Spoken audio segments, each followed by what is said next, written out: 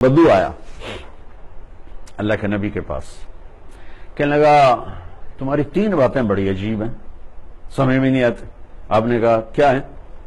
کہا آپ کہتے ہیں کہ ہم اپنا دین چھوڑ دیں گے اور اپنے باپ دادے کا دین چھوڑ کے آپ کے دین پہ آ جائیں گے۔ بھلا ہمارے باپ دادے کوئی اتنے بیوقوف تھے کہ ہم ان کا دین چھوڑ کے تمہارے دین پہ آ جائیں؟ اچھا، اور کہا آپ کہتے ہو کہ یہ میرے جو غلام ہیں یہ روم کو، پرشین امپائر کو فتح کر لیں گے، ان کو روٹی نہیں ملتی، یہ اتنی بڑی سلطنتیں کہاں سے فتح کریں گے؟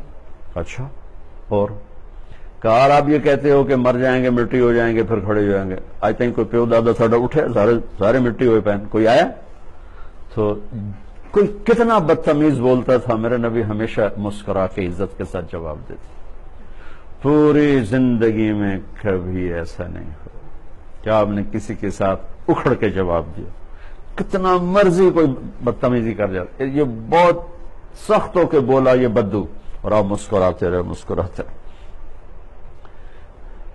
ایکم محمد، کون ہے محمد؟ یہ آپ اپنے نبی کا مقام سوچیں، پھر آپ کے خدام بیٹھیں وہ دیکھیں، اور اس کا طرز خطاب کون ہے محمد؟ تو آپ کہتے کوئی بات کا سلیقہ تو سیکھ۔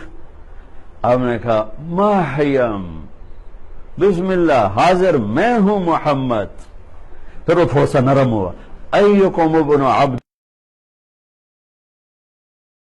میں ہوں عبد المطلب کا بیٹا۔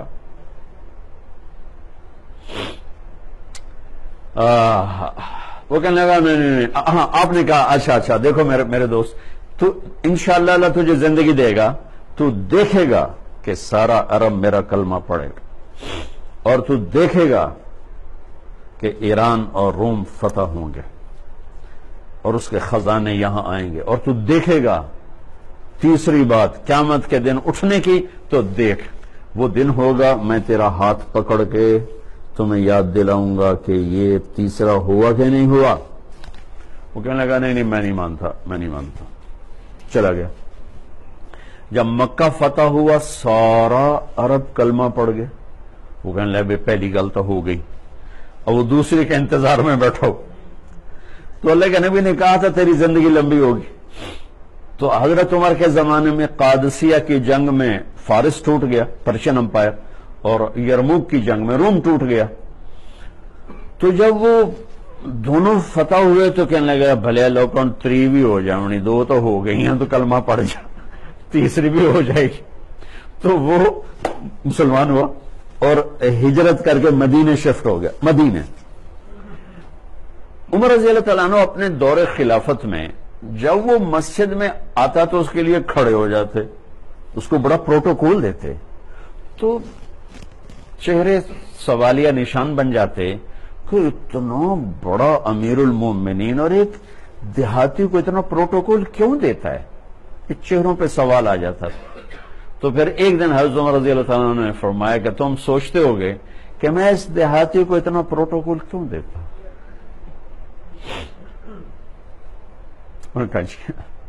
کہ جس دن یہ آیا تھا اس دن میں بھی اس محفل میں موجود تھا، اور اس کی ساری گفتگو میں نے سنی تھی، اور اس کو اللہ کے نبی نے فرمایا تھا کہ میں محشر کے دن تیرا ہاتھ پکڑ کے تجھے یاد دلاؤں گا، اور اس دن جس کا ہاتھ اللہ کے نبی نے پکڑ لیا جنت میں جانے سے پہلے نہیں چھوڑیں گے، لہذا یہ پکا جنت ہی آتے، میں اس لیے اس کو سلوٹ کرتا۔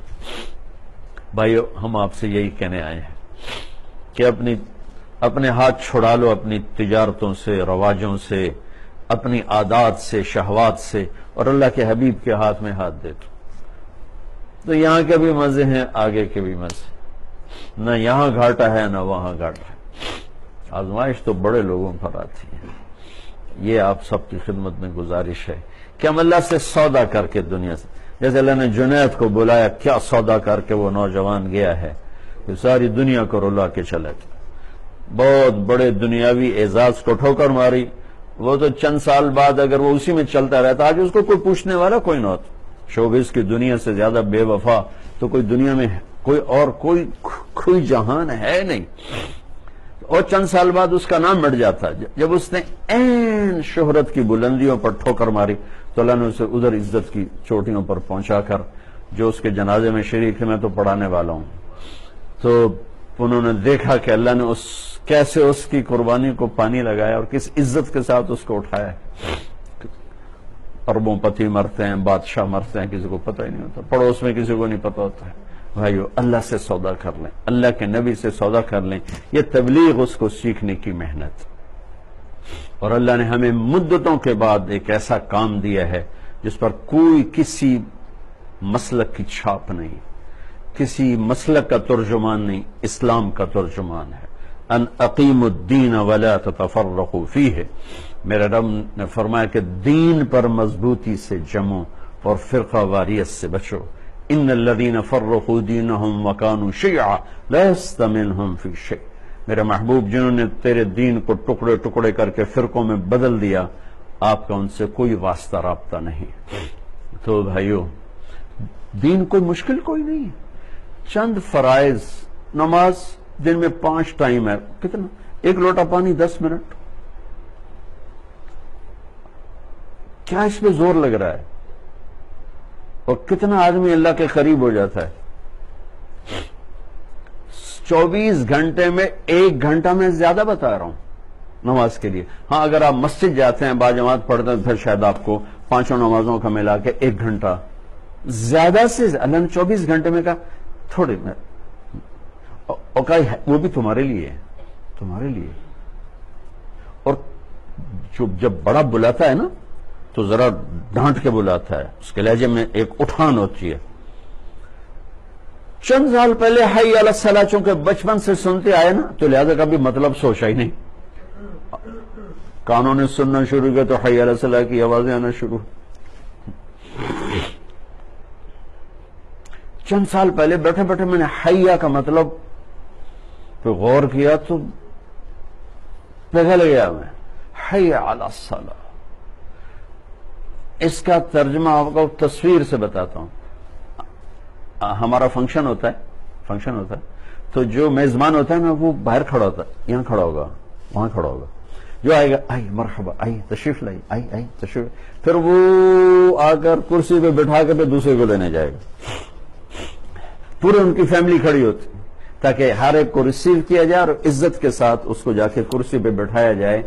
اس کو عربی میں حیا کہتے ہیں. یہ کچھ 6 سال پہلے میں نے حیا کا مطلب پہ غور کیا تو میرے رونگٹے، یا اللہ، تو ہمیں کہتا اوے کتو چلو نماز کے لیے، میں تیرے قربان جاؤں، تو ہمارا استقبال کر رہا ہے. حی علی الصلاۃ، اللہ اکبر. 2 دفعہ حی علی الصلاۃ. 2 دفعہ کا میں یوں سمجھاؤں کہ 1 دفعہ اللہ اپنی طرف سے کہہ رہا ہے، ایک اپنے حبیب کی طرف سے کہہ رہا ہے کہ ہم دونوں تمہیں ویلکم کرنے کے لیے کھڑے ہوئے ہیں. اس میں اتنا اظہار تھا محبت کا کہ کسی نمازی کو شبہ نہ پڑ جائے اللہ نے ساری لوڑ پہ گئی، اللہ کو ہماری ضرورت پڑ گئی تو اگلا حی علی الفلاح، تمہیں کامیابی دینے کے لیے مجھے تمہارے سجدوں کی کوئی ضرورت نہیں ہے، آ جاؤ، بڑی عزت سے کامیابی بھی دوں گا، آ جاؤ. اس احترام سے بلایا ہے اللہ تعالیٰ نے، اس عزت کے ساتھ اللہ نے بلایا. جیسے آپ کسی کو یہ شادی کا کارڈ ویسے بھیج دیتے ہو، کسی کو خود دینے جاتے ہو، جس کو خود دینے جاتے ہو وہ پھنس جاتا ہے، یار وہ تو آپ آئے، انہوں نے تو جامنا پوے. میں نہیں جاتا ہوں شادیوں پر، لیکن جو خود آ جاتا ہے نا وہاں میں پھنس جاتا ہوں کہ انکار کرو تو شرم آتی ہے، اور یہ اتنی دور سے میں کیسے انکار کروں. تو حیا میں یہ مطلب ہے کہ اللہ کہا میں آپ آیا تجھے لینے کے لیے، آ جاؤ نا. تو 5 نمازوں میں کیا زور لگتا. اور 24 گھنٹے کی زندگی میں 2 کام ہو جائیں، ایک زبان پہ سچ ہو، جھوٹ نہ ہو، اور اس سے محبت کی بات ہو، نفرت کی بات نہ ہو، وعدہ خلافی نہ ہو، وعدہ کو وفا کرے. اس زبان سے کھرش دے تانا، گالی، جھوٹ، غیبت، بہتان کبھی ہو جائے تو معافی مانگ لے اللہ تعالیٰ سے. اور دوسرا صدق و امانت، سچائی اور امانت اور سچائی، 2 باتیں 24 گھنٹے کی زندگی میں کر لے. روزہ 1 سال کے بعد آتا ہے، مسافر تو لگا چلو بعد رکھ لیں، مریض ہے تو پھر بھی اللہ کہتا اچھا چلو بعد رکھ لیں گے، نہیں ہی رکھا جاتا اللہ کہتا چلو ٹھیک ہے معافی کر دیں گے، بہت اتنا بیمار ہے کہ اب رکھ ہی نہیں سکتے، صرف نماز میں معافی نہیں رکھی، باقی تو۔ اور سچائی کتنی بڑی عزت ہے، جھوٹ کتنی بڑی لعنت ہے، دیانتداری کتنی بڑی عزت ہے، دھوکہ، فراڈ، فریب، رشوت کتنی بڑی لعنت ہے، انسانیت کے نام پر اس سے ذلت کا اور کوئی ٹیکہ نہیں ہے۔ تو میری عزت ہے کہ میں سچا مشہور ہوں اور میری دیانت مشہور۔ ابن خراش ایک بڑے آدمی گزرے ہیں حجاج کے دور میں، حجاج کا ظلم نصف النہار پہ تھا، تو اس کے بیٹے بغاوت میں، حجاج کے خلاف بغاوت میں انہوں نے حصہ لیا، وہ شکست ہو گئی تو وہ بھاگ گئے، اور کچھ عرصے کے بعد چھپتے چھپاتے گھر پہنچ گئے۔ سی آئی ڈی نے خبر دے دی کہ ابن خراش کے بیٹے پہنچ چکے ہیں، تو حجاج نے کہا لو بھی آج ابن خراش کے سچ کا امتحان ہونے والا ہے، تو اس نے ابن خراش کو بلایا، بڑا دسترخوان سجایا، کھانے پر کھانا شروع ہو گیا، کوئی ڈائریکٹ سوال نہیں، باتوں باتوں میں ابن خراش وہ آپ کے بچوں کی کوئی خیر خبر ہے؟ وہ ہمارے خلاف انہوں نے جنگ کی تھی پھر بھاگ گئے تھے، تو کوئی خیر خبر ہے؟ تو وہ مسکرا پڑے، کہنے لگے حجاج زندگی موت تو اللہ کے ہاتھ میں، گھر پہنچ چکے ہیں۔ انہوں نے کہا سلام ہے تیری سچائی کو، تجھے تیرے بیٹے گفٹ کرتا ہوں، اگر تو یہاں جھوٹ بولتا پہلے یہیں تجھے تیرا سر اتار دیتا، پھر تیرے بیٹوں کا سر اتار دیتا۔ سلام ہے تیری سچائی۔ حجاج جیسا ظالم درندہ بھی سچائی کے آگے سر جھکا کے۔ یہ چند کام ہیں کرنے کے، اور اپنے رشتوں ناتوں میں محبت کو زندہ کیا جائے، رشتوں کو پیسوں پہ نہ تولا جائے، خون کے رشتوں کو چھوٹی چھوٹی باتوں پہ نہ چھوڑا جائے، چھوٹی چھوٹی باتوں پہ نہ توڑا جائے، اس نے یہ کہہ دیا، اس نے وہ کہہ دیا، چیزوں پہ لڑائی، دکانوں پہ لڑائی، کاروبار میں لڑائی۔ ایک رشتے کو بچانے کے لیے ساری دنیا دینی پڑے تو سستا سودا ہے، گھاٹے کا سودا نہیں۔ رشتہ اتنی طاقتور چیز۔ تو ان رشتوں میں جو میرے نبی نے ہمیں سلوک سکھایا، محبت سکھائی، اخلاق سکھائے، ان کو زندہ کیا جائے تو اسی کا نام اسوہ حسنہ ہے، خوبصورت زندگی ہے۔ بھائیو، یہ آپ سب سے گزارش ہے، اللہ مجھے بھی ہمت توفیق دے، آپ کو بھی دے کہ ہم اس زندگی کو سیکھیں۔ تبلیغ اس کو سیکھنے کی محنت ہے، اللہ آپ کو توفیق دے۔ تو پھر ایک زکوٰۃ ہے اس میں، ماشاءاللہ اکثر لوگ ہمیں زکوٰۃ دیتے ہیں، بلکہ زکوٰۃ سے بڑھ کر دیتے ہیں۔ تو یہ چند ایک چیزوں کی پابندی ہو جائے تو انشاءاللہ کام بن جائے گا، دنیا بھی بن جائے گی، آخرت بھی بن جائے گی۔ اللہ تعالیٰ نے الدین یسر، ان کا دین آسان ہے۔ ہاں چونکہ پیپر لینا ہے تو پیپر لینے کے لیے تھوڑی سی اس میں رکاوٹیں ڈال دی ہیں، ورنہ تو اب فطرت کی آواز ہے۔ اس کو بھائیو میں بھی سیکھوں، آپ بھی سیکھیں، تو کچھ وقت اس کے لیے اگر نکلنا شروع ہو جائیں تو انشاءاللہ آپ کو بہت فائدہ ہوگا۔ بس اتنی گزارش ہے کہ کچھ ارادوں کا بھی اظہار ہو جائے۔ اللہ تعالیٰ آپ کو جزائے خیر عطا فرمائے۔ بڑھ صاحب